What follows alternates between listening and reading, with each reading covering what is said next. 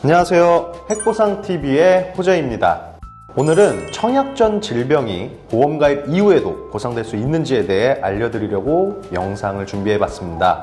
가입 전 질병이 보험 가입 이후에 보상된다고 생각하면 이상할 수도 있겠지만 당연히 원칙이 있으면 예외도 있는 법이죠. 금감원 분쟁조정례고요. 보험 가입하기 이전 약 14년 전에 고환암을 받고 추적 관찰 중이셨던 고객이 2014년도에 보험을 가입한 후 또 암이 재발해서 암보험금을 청구한 사례를 말씀드릴 건데요. 이분이 어떻게 암보험금이 지급되었는지는 이 보험계약의 약관 규정부터 살펴봐야 합니다. 약관의 보험금 지급 세부 규정을 보면 계약 전 알릴 의무에 해당하는 질병으로 과거에 진단 또는 치료를 받은 경우에는 해당 질병과 관련한 보험금을 지급하지 않습니다 라고 규정하고 있는데요.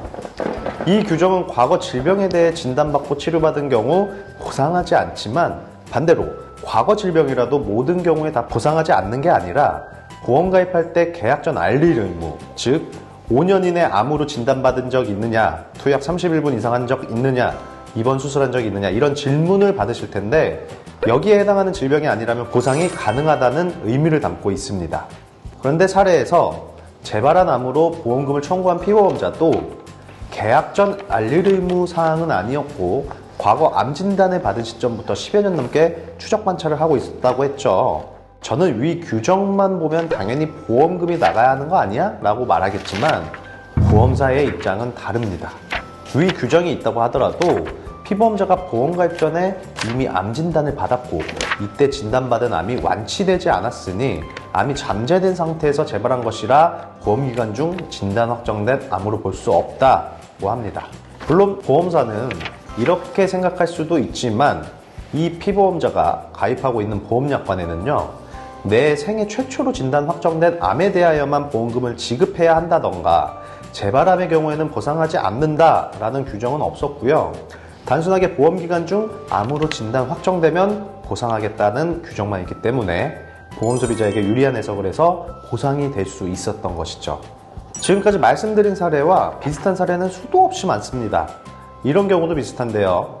보험을 가입할 때 기준으로 5년이 아주 약간 넘어 암 진단을 받고 치료를 마쳐서 고지할 필요는 없었는데 투약 치료와 경과 관찰을 진행하는 경우죠. 이분이 새로 가입할 보험이 승인이 나서 보험 가입을 했는데 암이 재발한 거예요. 계약 전 알릴 의무는 아니지만 가입 전 질병이니 보상하지 않는다는 보험사 주장과 암 진단일로부터 5년이 지나서 완치가 되었다고 보고 보험기간 중 새롭게 진단되었다는 고객의 주장과 같이 보상 실무적으로 부딪히는 경우가 굉장히 많다는 것이죠. 결국은 누가 더 많이 근거를 가지고 논리적으로 얘기하는지에 따라서 보험금을 수령할 수도 있고 그렇지도 않을 수 있다는 것입니다. 보험 가입 후 과거 암이 재발했을 때 암 진단비 경우에 따라서 보상될 수 있습니다. 오늘 영상 내용에 대해 더 궁금하시다면 댓글, 사건 의뢰 폰메일, 전화 등 편한 방법으로 문의 주시고요.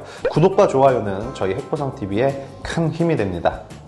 이상 핵심적인 보상 내용만을 전달드리는 핵보상TV의 호재였습니다. 감사합니다.